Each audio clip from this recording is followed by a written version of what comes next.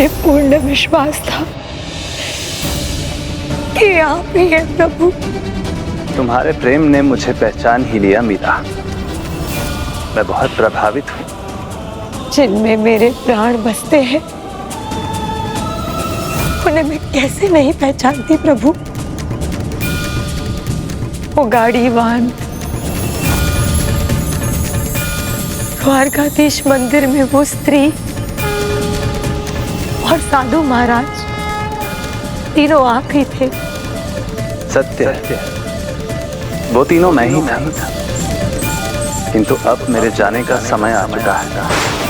नहीं प्रभु, ऐसा मत कहिए। मर्यादाओं का पालन यदि हम नहीं करेंगे तो संसार को क्या संदेश मिलेगा। इसलिए मुझे अब जाना ही होगा। मेरे गिरधर गोपाल की इच्छा ही मेरी इच्छा है। बस एक विनती है आपसे, अब आगे अपनी मीरा से और प्रतीक्षा मत करवाइएगा। मुझे अपना वचन स्मरण है मीरा। जब संसार तुम्हें मुझसे दूर करने का प्रयास करेगा तब मैं स्वयं आऊंगा और तुम्हें सदा के लिए अपने साथ ले जाऊंगा।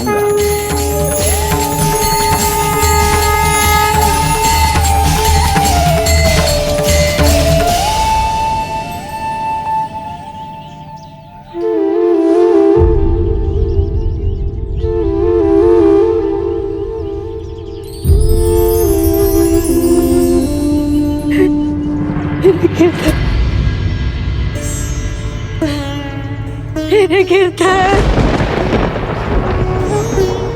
क्या हुआ मीराबाई? आप ठीक तो है ना? और वो साधु महाराज कहाँ गए जिन्होंने आपका उपचार किया था? जगत के रक्षक ने स्वयं मेरी रक्षा की। इतनी सौभाग्यशाली हूं मैं। तो क्या वो साधु महाराज ही? हाँ ललिता सखी, वो कोई और नहीं, मेरे गिरधर गोपाल ही थे।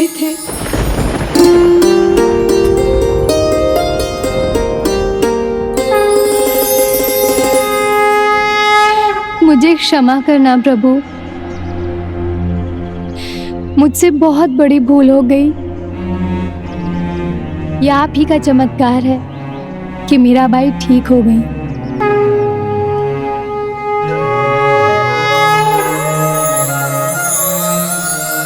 अब तो आप ठीक हो गई हैं। अब आप क्या करेंगी? क्या हमें वृंदावन वापस लौट चलना चाहिए? नहीं। किंतु हम यहाँ द्वारिका में क्या करेंगे?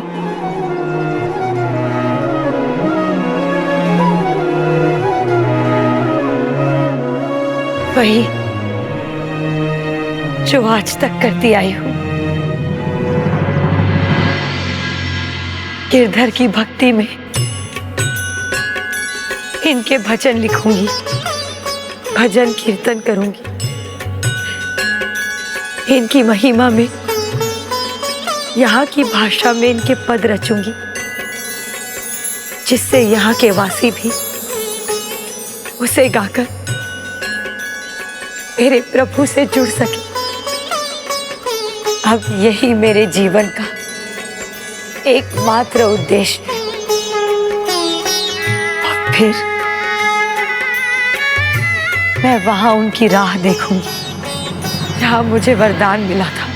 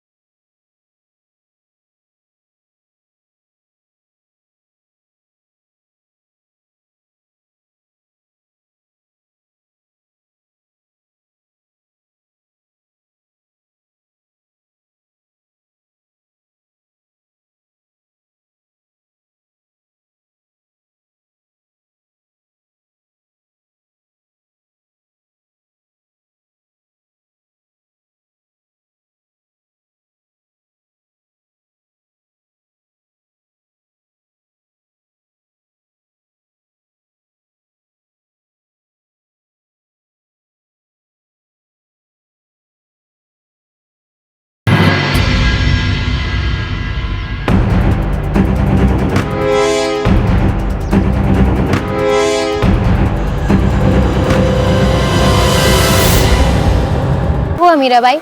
आपने अचानक भजन क्यों बंद कर दिया?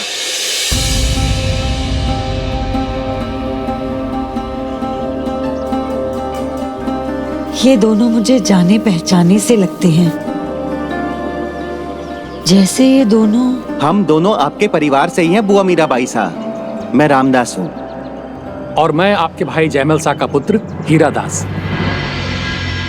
हम आपको वापस ले जाने आए हैं।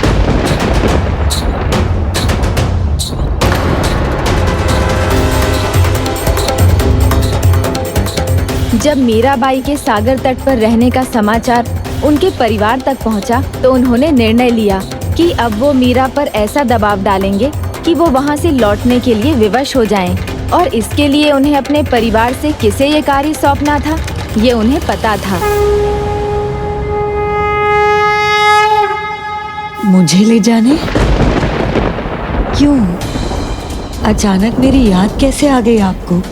हम सब आपको भूले कहाँ थे।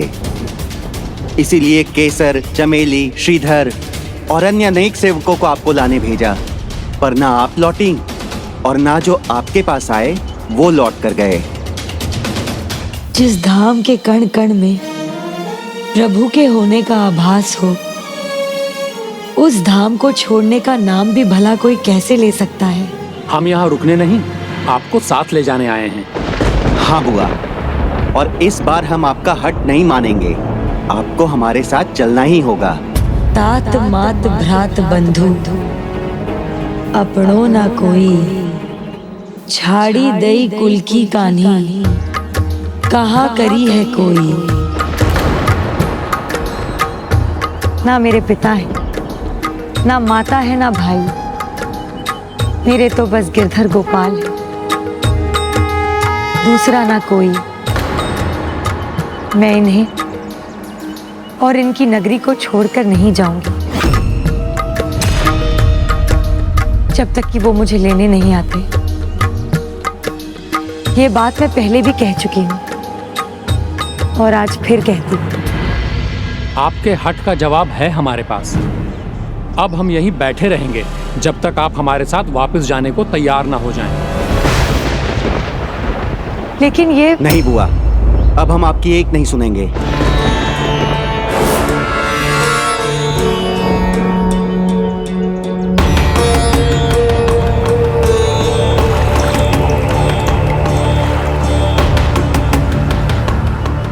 हम दोनों इस जल को साक्षी मानकर ये प्रण लेते हैं कि हम तब तक भूखे प्यासे बैठे रहेंगे जब तक आप हमारे साथ वापस नहीं जाएंगे। फिर भले ही हमारे प्राण क्यों न चले जाएं, हमें परवाह नहीं।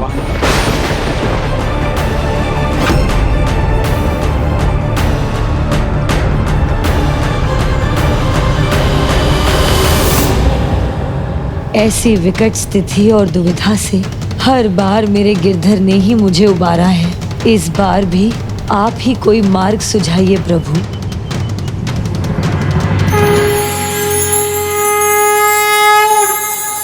और जब तुम्हारे जीवन का उद्देश्य पूर्ण होगा, तुम्हें कोई मुझसे दूर करने का प्रयास करेगा, मैं वचन देता हूं, तब मैं स्वयं तुम्हें अपने साथ ले जाऊंगा।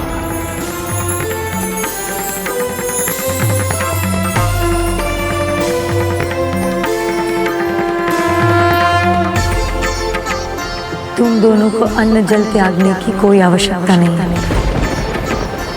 मैं तुम्हारे साथ चलने के लिए तैयार हूँ।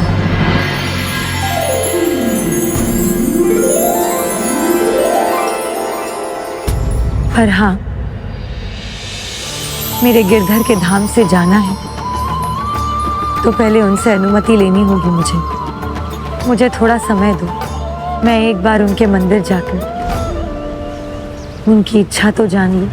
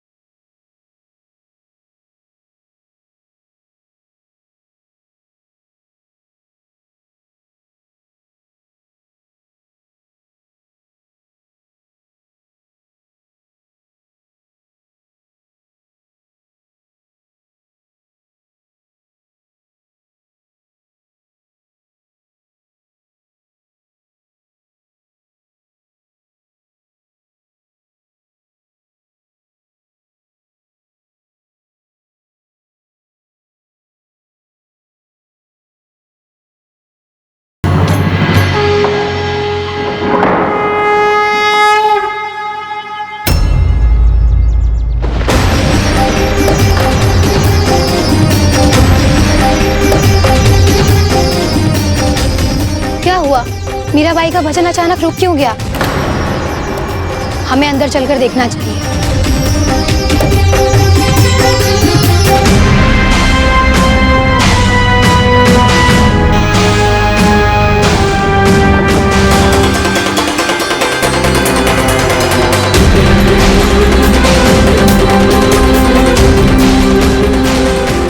यहाँ तो कोई भी नहीं है। जब वो आई तो यहाँ पर अकेली आई थी, सबने उन्हें देखा भी था। फिर वो यहाँ से कहाँ गईं?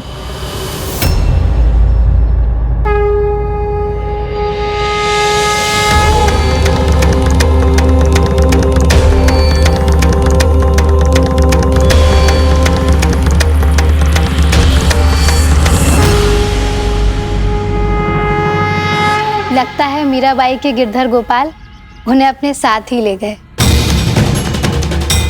ऐसा कैसे हो सकता है?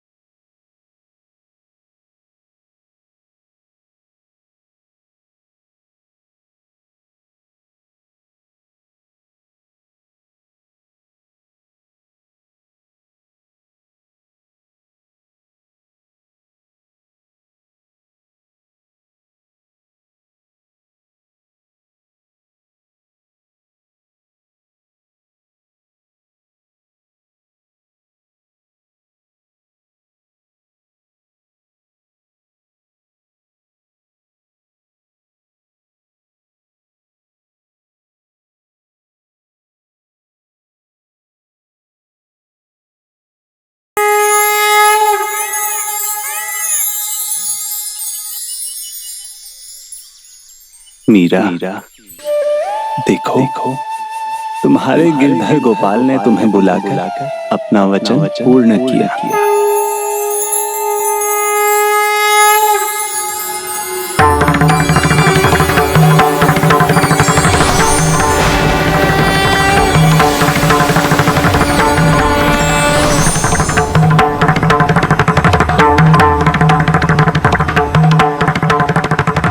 जिस अलौकिक प्रेम की प्रतीक राधा है, उसी प्रकार के अलौकिक प्रेम की पराकाष्ठा को मीरा ने भी साधा है। जैसे राधा के नाम के बिना कृष्ण का नाम कुछ भी नहीं, वैसे ही कालांत तक मीरा का नाम भी मेरे नाम के साथ जुड़ेगा, साथ जुड़ेगा।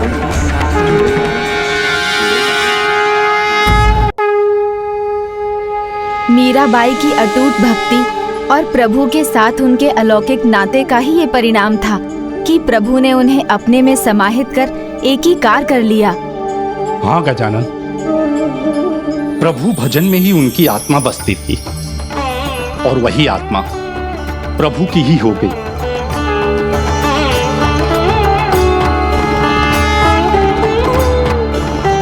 प्रभु के रंग में रंगकर अपने संपूर्ण जीवन को प्रभु चरणों में भजन कीर्तन करते हुए बिता दिया। कैलाश में मैं भी अपने आराध्य की भक्ति में ऐसे ही रमा रहता था, उनका ही भजन गाता था। किंतु अब देखिए ना गजानन, मैं अपनी भूल के कारण किस अवस्था में पहुंच गया। किंतु अब मैं समझ गया, प्रभु भक्ति अगर हृदय में हो तो किसी और विचार का वहां घर करना असंभव होता है। यही है भक्ति का वास्तविक अर्थ, उसका वास्तविक मर्म। मैं भी अपने महादेव से ऐसा ही नाता रखना चाहता हूं। मेरे पास भी अगर एक तारा होता गजानन, तो मैं भी उनका नाम लेकर पग में घुंघरू बांधकर मीरा की भांति उनका भजन गाता, उनकी धुन में मगन होकर नाचता।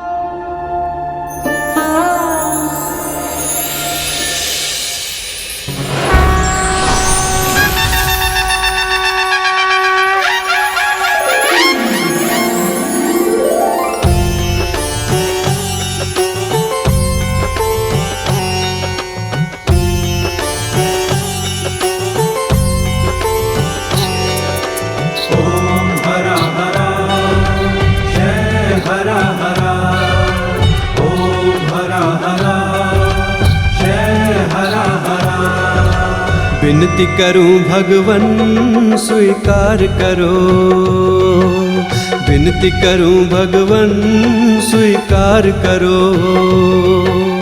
इस सृष्टि का तुम ही उद्धार करो, उद्धार करो।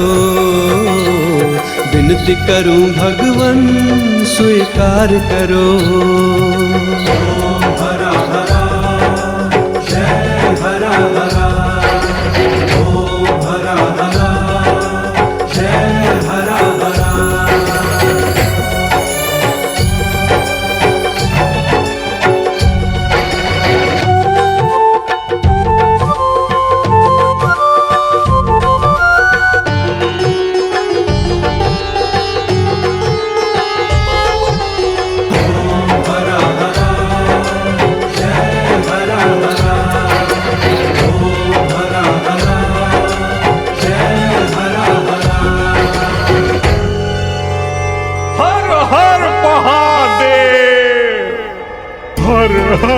महादेव। गणपति बप्पा, गणपति बप्पा।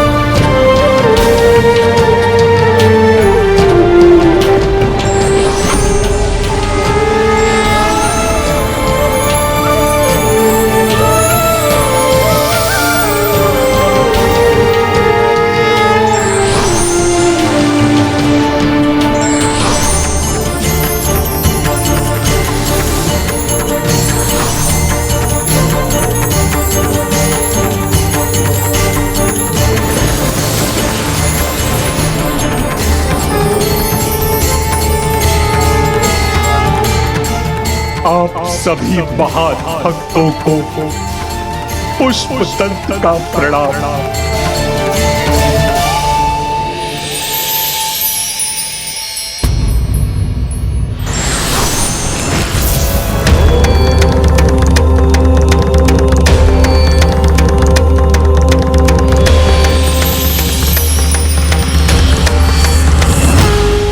मैं आज कैलाश में होता और श्राप से ग्रसित नहीं होता तो प्रभु के सामने ये भजन गाता।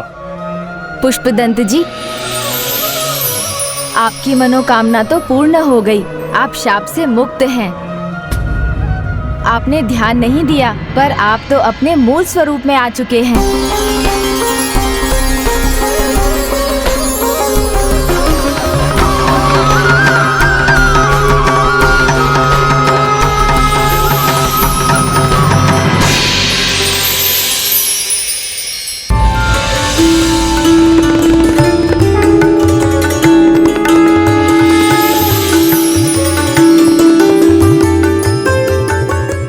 गजानन, अब मैं ब्रह्म पिशाच नहीं रहा।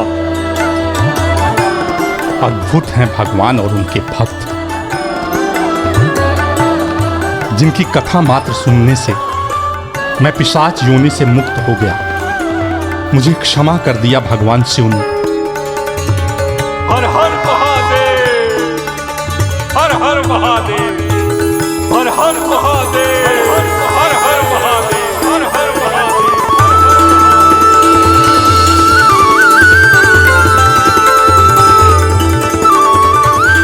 प्रिय, तुम्हारे ही कारण गजानन ने मुझ पर यह कृपा की। मुझ पथभ्रष्ट को भक्तों की कथा सुनाकर धर्म का और भक्ति का मार्ग दिखाया, महादेव की कृपा का पात्र बनाया। सही कहा आपने स्वामी। हम पर पार्वती नंदन श्री विघ्नहर्ता, विघ्नों के हर्ता, मंगलकर्ता की कृपा है। ये सब जो कुछ भी हुआ है सब आपकी ही कृपा है गजानन। तत्त्वमसि त्वमेव केवलं कर्तासि, त्वमेव केवलं धर्तासि, त्वमेव केवलं हर्तासि, त्वमेव। आपको कोटि कोटि धन्यवाद गजानन। मेरा नहीं, धन्यवाद तो उन भक्तों का कीजिए, उनकी पुण्य कथाओं का कीजिए, जिनके कारण आपके भीतर फिर से भक्ति का भाव उजागर हुआ है। और अब एक बार फिर वही पुराने भक्त पुष्पदंत हमारे बीच हैं। इसलिए तो कहते हैं सद्भक्ति पर्यन्ते ही प्रदृश्यते, अर्थात सच्चे भक्त की सच्ची भक्ति एक ना एक दिन सामने आ ही जाती है। शब्द नहीं है मेरे पास, किन शब्दों में आपका धन्यवाद करूं गजानन। एक और कृपा कर दीजिए मुझ पर। इस मूर्ख भक्त की व्याकुल आंखों को प्रभु दर्शन से तृप्त करवा दीजिए। तो फिर देर कैसी पुष्पदंत जी, आप कैलाश चलिए। जैसे भक्त प्रभु दर्शन के लिए व्याकुल होते हैं, वैसे ही प्रभु भी भक्त से भेंट करने की इच्छा रखते हैं।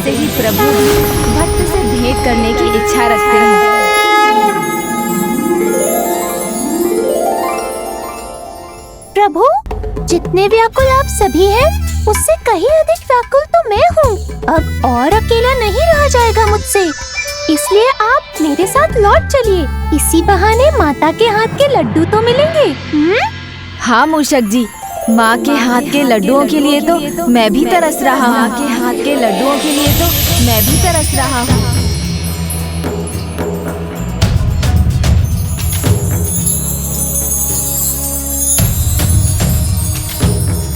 आज लड्डू बनेंगे।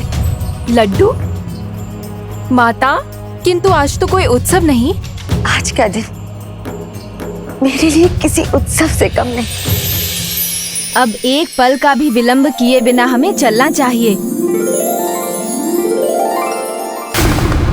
हर हर महादेव, हर हर महादेव, हर हर महादेव, हर हर महादेव, हर हर महादेव, हर हर महादेव।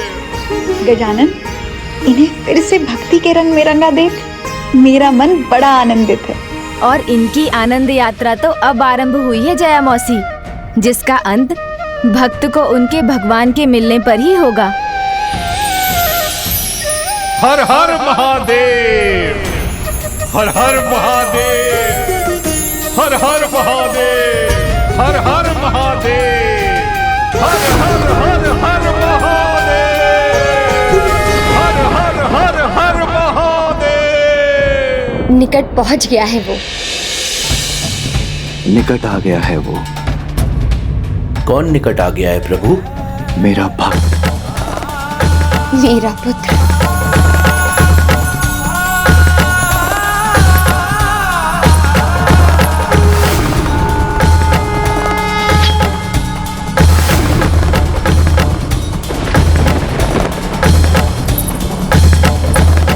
अरे माता पार्वती और महादेव इतनी तीव्र गति से जा रहे हैं, आश्चर्य है। इसमें आश्चर्य की क्या बात है तोतला जी? भगवान की शोभा उनके भक्त में और एक माँ की ममता की तृप्ति तो उनके पुत्र से ही होती है। प्रभु और माता का इस प्रकार से जाना तो स्वाभाविक है। हर हर महादेव, हर हर महादेव।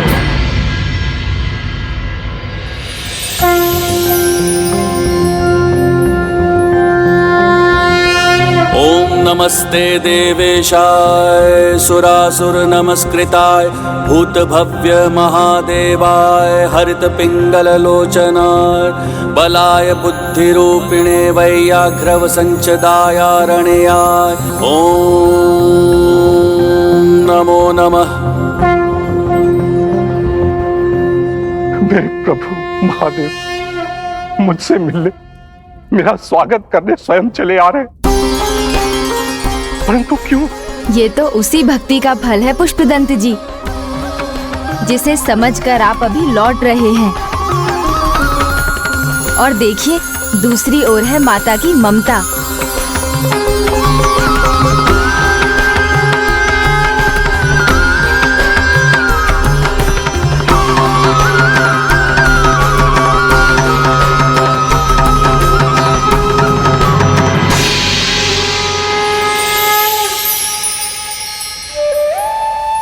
प्रणाम माता।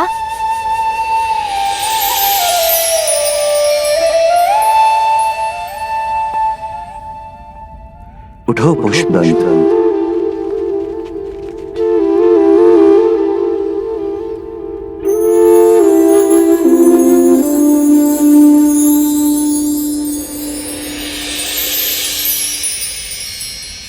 तुम्हारा स्वागत करने मैं स्वयं आया हूं। तुम्हारा स्थान यहाँ नहीं, मेरे हृदय में है। प्रभु आप दया निधान हैं, कृपालु हैं मुझ पापी के लिए, जिसने आपके विश्वास को भंग करने का पाप किया, उसे आप स्वयं लेने आए हैं। आपका श्राप मेरे लिए वरदान बन गया प्रभु, तभी तो मैं इतने सारे भक्तों का परिचय पा सका, उनकी भक्ति के तत्वों को समझ सका। कर्म का फल अवश्य मिलता है, यही न्याय भी है और धर्म भी, जिसका पालन हम त्रिदेव भी करते हैं। एक भूल के कारण शाप मिला तो भक्त कथा सुनने का फल यह है कि मैं स्वयं तुम्हारे सामने खड़ा हूं। तुमने पिशाच होते हुए भी अपनी प्रवृत्ति के विपरीत जाकर भक्तों की कथाएं सुनी।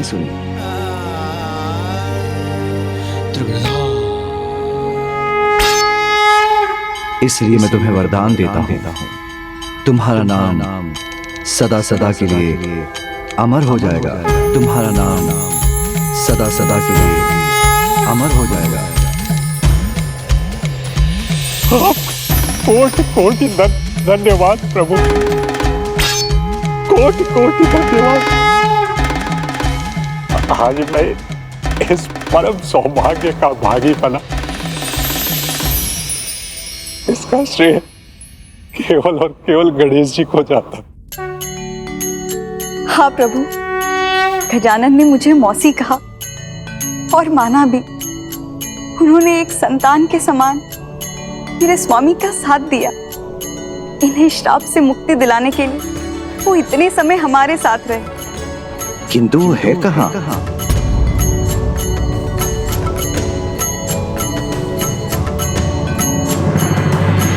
शायद उन्हें भूत लगी हो तो भोजन तलने दे उन्हें। धोत्रा जी कह रहे हैं भूख लगी होगी तो भोजन करने चले गए।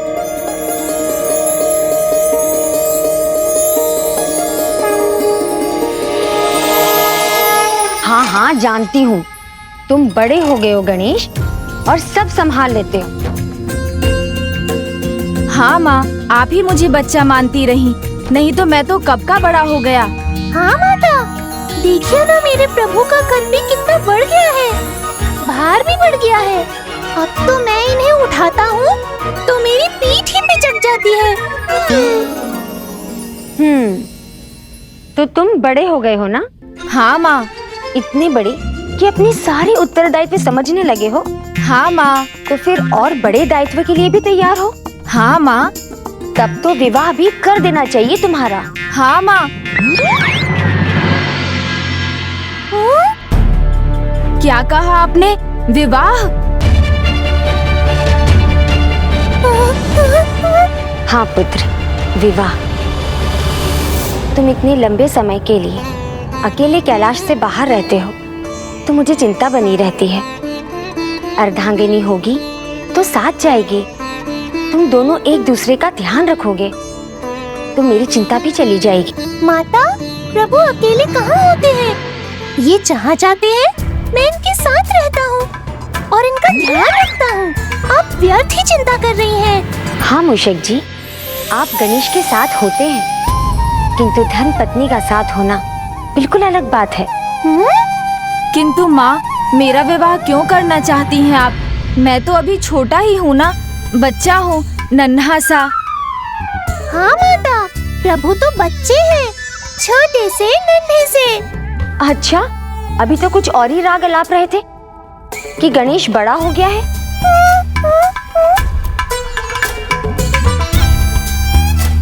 क्यों गणेश?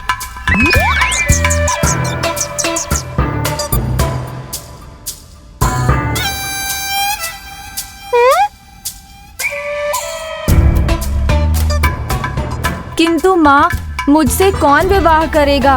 इतनी लंबी सूंड है, इतने बड़े बड़े कान हैं, 2 दांत हैं और उनमें से एक दांत तो टूटा हुआ है। किंतु पुत्र, तुम तो सबसे अलग हो, सबसे विशेष।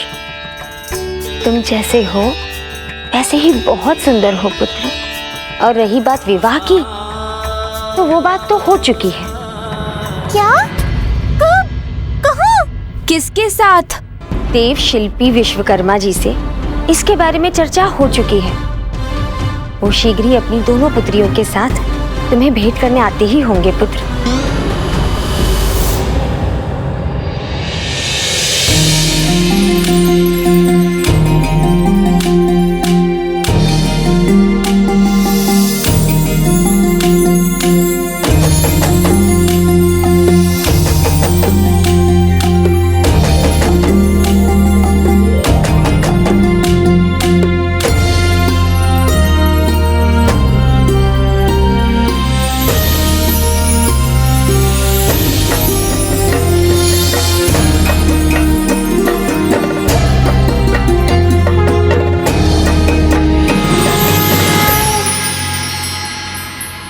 प्रभु, आप बुद्धि के देवता हैं, तो माता पार्वती आपकी भी माँ है। उन्होंने अब आपके सामने कोई उपाय ही नहीं छोड़ा, सारी तैयारियां कर चुकी है। अब मेरी मानिए तो कोई अच्छा सा बहाना बनाइए और निकल चलिए यहाँ से। किंतु माँ, मुझे तो नहीं, अब कोई बहाना नहीं चलेगा। तुम्हारे आने का आभास हुआ तो मैंने संदेश भेज दिया।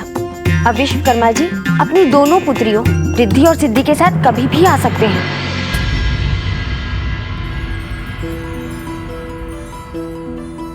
पुत्रियों, तुम दोनों अभी तक तैयार नहीं हुई? सिद्धि को अपना कार्य सिद्ध करने में देरी नहीं होती पिताश्री। देखिए, मैं तैयार हूँ। देर तो रिद्धि से हो रही है।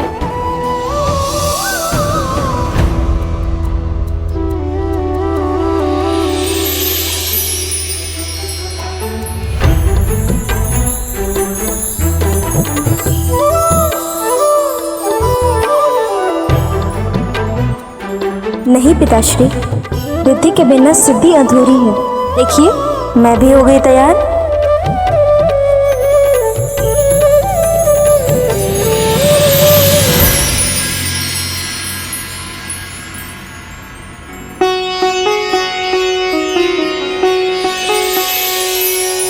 जय गणेश जय गणेश जय गणेश देवा, रिद्धि सिद्धि स्वामी सिद्धि विनायक देवा। जय गणेश जय गणेश जय गणेश देवा, रिद्धि सिद्धि स्वामी सिद्धि विनायक देवा।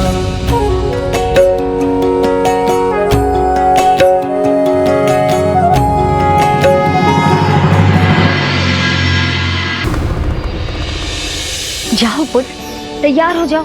विश्वकर्मा जी यदि सहमत हो गए तो तुम्हारा विवाह शीघ्र ही हो जाएगा। लो, लड्डू खाओ।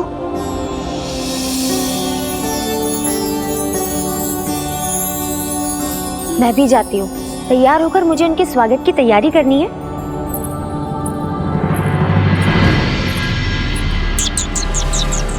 प्रभु अभी मुझे समय नहीं देते। विवाह हो गया तो पूरा बंटा धार हो जाएगा।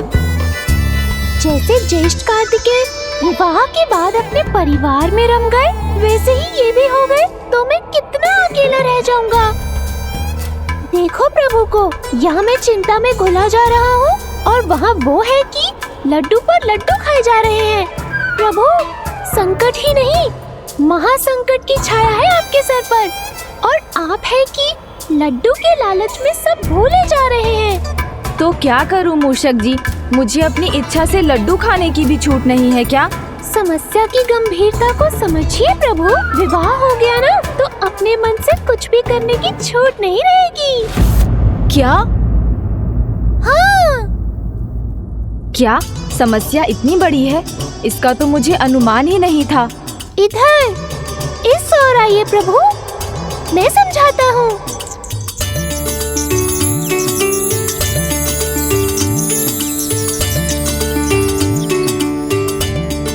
नहीं नहीं मूषक जी, विवाह समस्या या विपदा कैसे हो सकती है? माँ मुझे किसी संकट में कैसे डाल सकती हैं भला? प्रभु प्रभु प्रभु, कैसे समझाऊं आपको?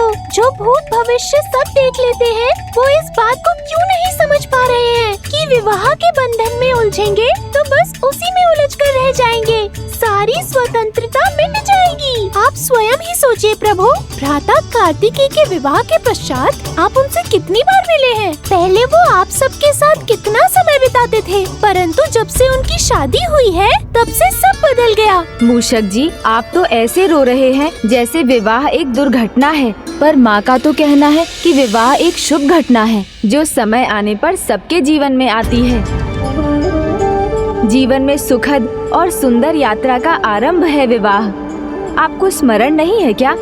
मैंने कितने प्रयास किए थे, तब जाकर विवाह को लेकर भैया कार्तिकेय के सभी संशय मिटे थे और वो विवाह के लिए तैयार हुए थे। उनकी बात और थी, आपकी बात और है। उनके जीवन को स्थिरता की आवश्यकता थी, पर आप पर तो पहले से ही इतने सारे उत्तरदायित्व हैं। संसार में कहीं भी कभी भी कोई विपदा छाती है तो सभी आपको ही याद करते हैं। फिर आप दुखियों के कष्ट मिटाने जाएंगे या विवाह बंधन में बंध कर बैठे रहने पर विवश हो जाएंगे? जैसे यहाँ प्रभु महादेव है और वहाँ दक्षिण में भैया कार्तिकेय। आपकी बात मानता हूँ, विवाह सुखद भी है, सुंदर भी, पर अभी आपके लिए उसका उचित समय नहीं आया है प्रभु। अभी अभी तो आपने यौवन के प्रथम चरण में प्रवेश किया है। ये तो सोचने वाली बात है मूषक जी। तो क्या मैं एक बार विवाह के बंधन में बंध गया फिर मैं जगत कल्याण के कार्य नहीं कर पाऊंगा? परंतु भ्राता कार्तिकेय तो... भ्राता कार्तिकेय की बात अलग है प्रभु, वो आपसे बहुत बड़े हैं। जबकि आप अभी इतने छोटे हैं, फिर पत्नी की जिम्मेदारी को कैसे निभा पाएंगे? आप उचित कह रहे हैं मूषक जी, परंतु विवाह कोई बुरी घटना नहीं है। किंतु मैं इस उत्तरदायित्व के लिए अभी तैयार नहीं हूँ। तो फिर ये विवाह रुकवा दे? किंतु माँ ने ठान ली है, तो उन्हें रोकने का भी तो कोई उपाय होना चाहिए। उपाय की चिंता छोड़िए प्रभु, वो मैं सोच चुका हूँ। सब कुछ आपसे ही सीखा है प्रभु। समाधान पहले सोचता हूँ, समस्या बाद में बताता हूँ। अच्छा, तो बताइए क्या है योजना? ध्यान से सोचने पर जटिल से जटिल प्रश्नों के उत्तर भी प्रश्नों में ही छिपे मिल जाते हैं। मूषक जी, नहीं बताना है तो मत बताइए। ऐसे पहेलियाँ बुझाने का कोई लाभ नहीं। ओहो प्रभु, थोड़ा तो धैर्य रखिए। अच्छा ये बताइए, माता ने क्या कहा था?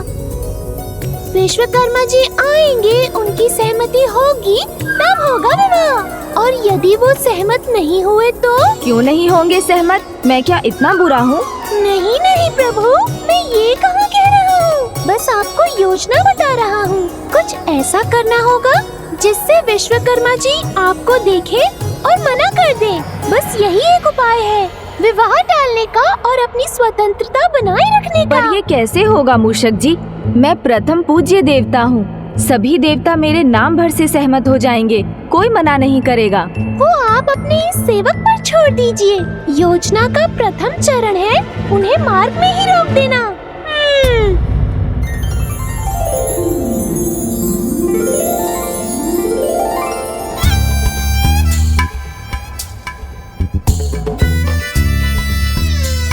दूर नहीं है वो, पर मैं भी तैयार हूँ। पिताश्री, आप हमें कैलाश तो ले जा रहे हैं, परंतु मैंने सुना है वहाँ सांप, बिच्छू, भूत प्रेत सब रहते हैं। हाँ पिताश्री, ये तो मैंने भी सुना है। फिर भी कैलाश का स्थान देवलोक से ऊपर क्यों है? देवलोक पे शांति है, किंतु कैलाश पे अनेकता में एकता है।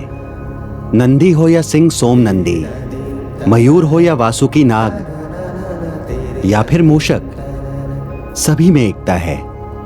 संसार जिनका परित्याग करता है, कैलाश उन्हें बिना भेदभाव के प्रेम भाव से सहर्ष अपनाता है। इसीलिए कैलाश का स्थान देवलोक स्वर्ग से भी कहीं ऊपर है।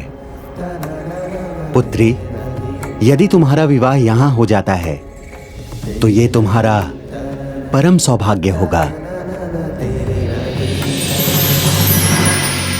किसी और का सौभाग्य मेरे प्रभु का दुर्भाग्य नहीं बनने दे सकता। मैं ये विवाह तो मैं रोक कर ही रहूंगा। मेरी युक्ति का कोई उत्तर नहीं होगा उनके पास। सब कुछ ठीक हुआ तो विश्वकर्मा जी यहीं से उल्टे पांव लौट जाएंगे। पर हमें करना क्या है? वो यहाँ से जाएंगे तो मैं अपने शब्दों से उनके मन में संदेह की अग्नि जलाऊंगा। एक बार चिंगारी भड़क गई तो आपको आकर बस उसमें घृत डालने का कार्य करना है। वेदों और पुराणों में अनंत ज्ञान छिपा है, वो सब मुझे कंठस्थ है, किंतु आपकी बात आप ही समझिए महाज्ञानी मूषक जी। ये क्या कह रहे हैं प्रभु? मेरी योजना के प्रति मेरे ही मन में संदेह उत्पन्न करवा रहे हैं। आपको बस इतना करना है कि मैं जो भी कहूँगा आपको अपने व्यवहार से उसका प्रमाण देना है।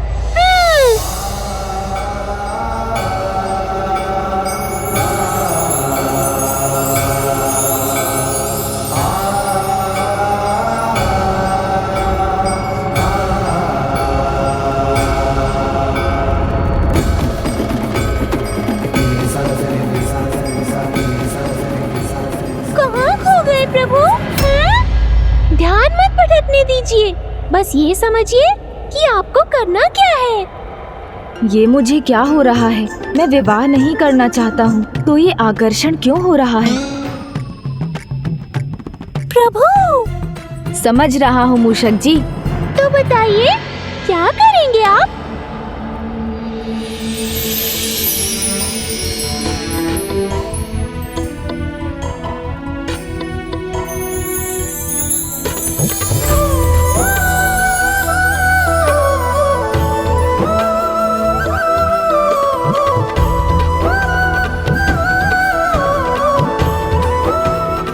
शांत क्यों हो मुझे कि नहीं? आपका ध्यान कहाँ है प्रभु? नहीं नहीं, विवाह के प्रति ये आकर्षण ठीक नहीं। मुझे तो बस मूषक जी की योजना में रुचि रखनी चाहिए। वो यहाँ पहुँच गए मूषक जी। बस तो अब योजना पर अमल करना है। जो मैं कहता जाऊँ वो आप प्रमाणित करते जाइएगा।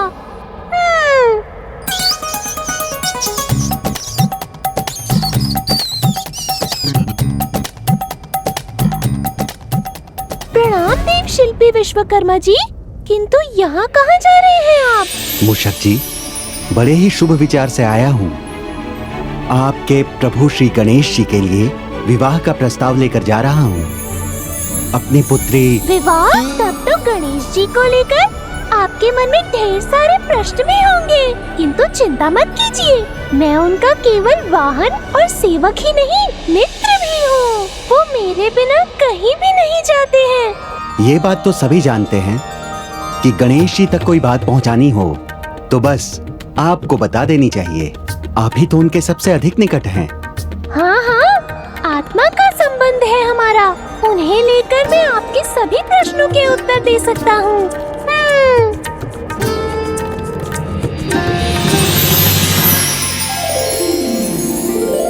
प्रथम पूज्य है वो, पार्वती नंदन है। सब उन्हें गजानन, गणपति एवं विघ्नहर्ता के रूप में भी जानते हैं, पर जो मैं जानता हूँ वो तो मात्र मैं ही बता सकता हूँ।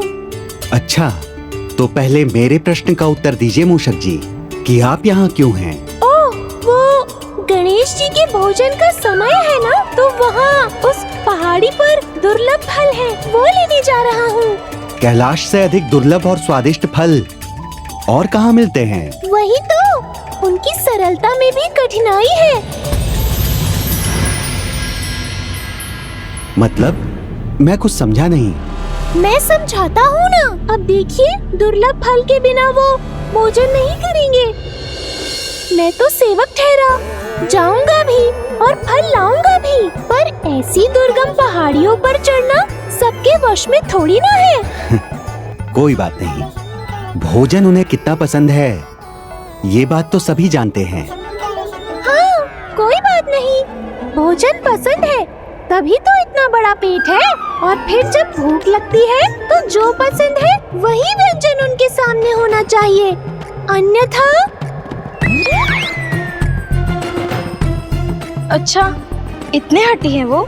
नहीं नहीं, हठी कहाँ कहा मैंने, वो माता पार्वती के लाडले हैं ना। उनके मुंह पर कोई भी बात आए उसके पहले ही माता उनकी मांग को पूरी कर देती है। अब मान लीजिए उनका बड़ा लड्डू खाने का मन है और कोई छोटा लड्डू सामने रख दे तो क्रोध तो आएगा ही ना। क्रोधी भी है? नहीं नहीं, ऐसा नहीं है, किंतु है तो महादेव के पुत्र ही ना।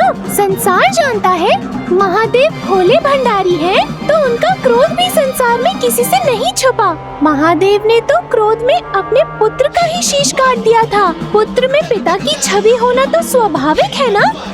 मूषक जी, आप कितनी पुरानी बात कर रहे हैं? मन के पुराने घाव कभी भी हरे हो सकते हैं, और इनके घाव तो मन में ही नहीं, इनके शीश पर भी हैं। अब किसी के साथ बचपन में ही ऐसी घटना घटी हो तो वो कभी न कभी तो बावलेपन में दिखाई देगी ही ना। बावलापन? वो भी होता है उनके साथ? नहीं नहीं, बुद्धि विधाता बावले कैसे हो सकते हैं? हाँ, ये बात है, बुद्धि अधिक हो तो अपने सामने किसी को कुछ नहीं समझते, न किसी की कुछ सुनते हैं। मूषक जी मेरी बुराई कर रहे हैं या प्रशंसा, कुछ समझ नहीं आ रहा है। तो क्या वो अहंकारी भी हैं? नहीं नहीं, बिल्कुल भी नहीं। अहंकार तो उन्हें छूकर भी नहीं गया है। अब बताइए, कोई इतना गुणवान हो, उसका आकार, उसका शरीर बड़ा हो, उसके बगल से कोई निकले, भले ही वो देव शिल्पी विश्वकर्मा जी ही क्यों न हो, और वो न देखे, न अभिवादन करे, तो इसे अहंकार थोड़ी कहेंगे। अब इसका प्रमाण मैं क्या दूं आपको? प्रमाण तो आचरण से ही मिलेगा, वही तो है प्रमाण। वो तो तभी मिलेगा जब गणेश जी स्वयं यहाँ आए और आप सभी को अनदेखा कर यहाँ से निकल जाएं। जो मैं कहता जाऊँ वो आप प्रमाणित करते जाइएगा। ओह समझा, ये उनके प्रति मेरे निरादर प्रदर्शित करने का संकेत है। अब मुझे उनके सामने से ऐसे निकलना है जैसे मैंने उन्हें देखा ही नहीं।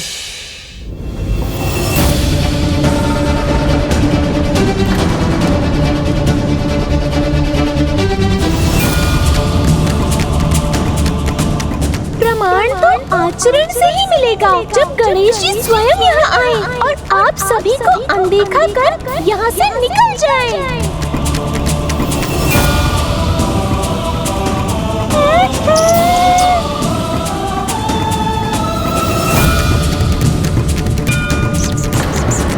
ऐसे ही बढ़ते रहिए प्रभु, जाइए जाइए।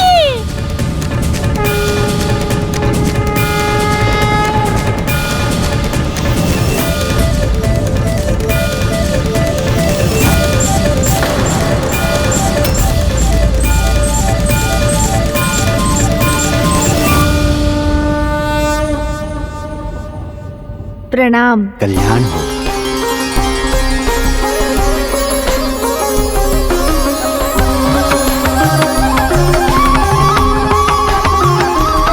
प्रभु इतनी छोटी सी बात नहीं रख सके, मेरी सारी योजना पर पानी फेर दिया।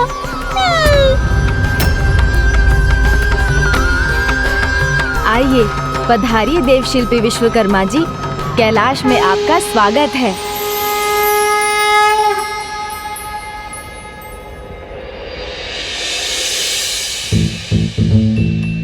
प्रभु अपनी अच्छाई का नहीं बुराई का प्रमाण देना था आपको। ध्यान रखिए, कोई भी व्यक्ति अपने स्वभाव के विपरीत व्यवहार नहीं कर सकता। मैं तो बिल्कुल भी नहीं। तो फिर आप भी ध्यान रखिए प्रभु, हो जाइए तैयार अपने विवाह के लिए।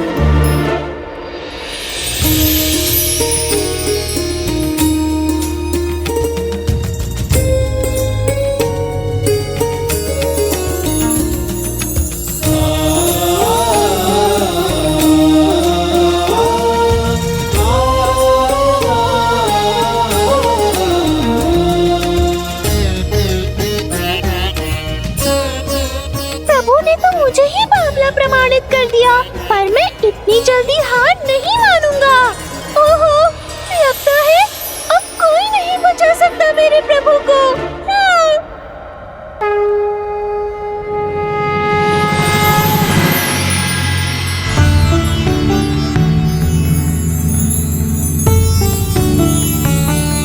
लगता है आपकी भेंट तो पुत्र गणेश से मार्ग में ही हो गई। हाँ माहेश्वरी, जो हुआ आपके संदेशानुसार ही हुआ। यदि आपका संदेश ना मिलता तो संभवतः हम उल्टे पांव लौट जाते। संदेश? कैसा संदेश माँ? माँ तो माँ ही होती है, अपने पुत्र के प्रत्येक विचार को भांप लेती है। और पुत्र के विचार समझने हो तो माँ को उसके मित्र के विचार भी तो समझने पड़ते हैं। मेरी ओर मत देखिए, सारी योजना मेरी ही थी।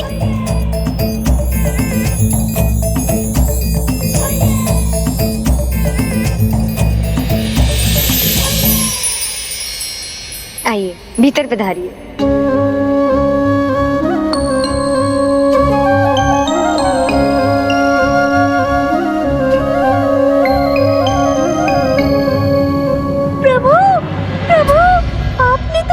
मुझ पर ही डाल दिया। चलिए कोई बात नहीं, मैं सच्चा सेवक हूँ, अपने कर्तव्य पर अड़िग रहूंगा, आपको अकेला कभी नहीं छोड़ूंगा। पर लगता है अब मैं कुछ भी कर लूँ कोई लाभ नहीं होने वाला। हाँ, नहीं नहीं, मेरा अर्थ है। सब समझता हूँ मैं, आप मुझसे नहीं छिपा सकते। किंतु आपकी योजना तो पहले ही व्यर्थ हो गई। अब ये विवाह नहीं टल सकता। विचलित मत होइए प्रभु, जो भी होगा उसमें मूषक आपका साथ देगा। किंतु प्रभु, मोहित होने के पहले, विवाह करने के पहले कन्या को परखिए तो सही। ये तो जानिए दोनों में से आपका विवाह किसके साथ होने वाला है। हाँ, ये तो सही है। विवाह से पहले कन्या को जानना तो आवश्यक है। ध्यान रहे, अतिथियों के सत्कार में कोई त्रुटि नहीं होनी चाहिए। जया, अतिथि को मिष्ठान दो। माँ, आपसे कुछ बात करनी है। हाँ पुत्र, बोलो, क्या बात है? विवाह की बात तो मैं मान रहा हूँ, किंतु मुझे कन्या को और कन्या को मुझे जानना भी तो आवश्यक है। कैलाश बड़ा अद्भुत स्थान है, जहाँ शत्रु भी प्रेम से रहते हैं। जो कन्या योग्य होगी वही तो इसे संभाल सकेगी। तुम वास्तव में बड़े हो गए हो गणेश, विवाह करने योग्य हो ही गए। तुमने जो भी कहा उचित है। जो भी प्रश्न पूछकर तुम परखना चाहते हो उसकी अनुमति है पुत्र। और मेरा ये मानना है कि विश्वकर्मा जी को भी इसमें कोई आपत्ति नहीं होगी। किंतु माँ, मैं परखूं किसे? बाहर तो 2 कन्याएं हैं। मेरा विवाह उनमें से किससे होगा ये तो मुझे पता ही नहीं। ये तो विश्वकर्मा जी ने मुझे भी नहीं बताया। किंतु पुत्र, ये उनसे अधिक तुम पर निर्भर करता है। प्रश्न तो तुम्हें दोनों से ही पूछने होंगे। हाँ माँ, ये तो उचित सुझाव है, ऐसा ही करूँगा।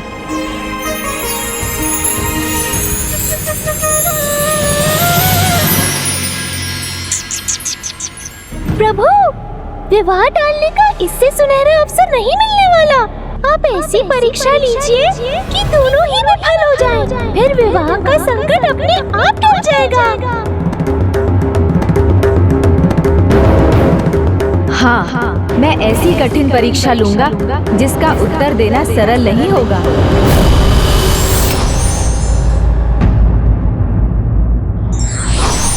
सच्चे मित्र संकट से नहीं, बिछड़ने से डरते हैं।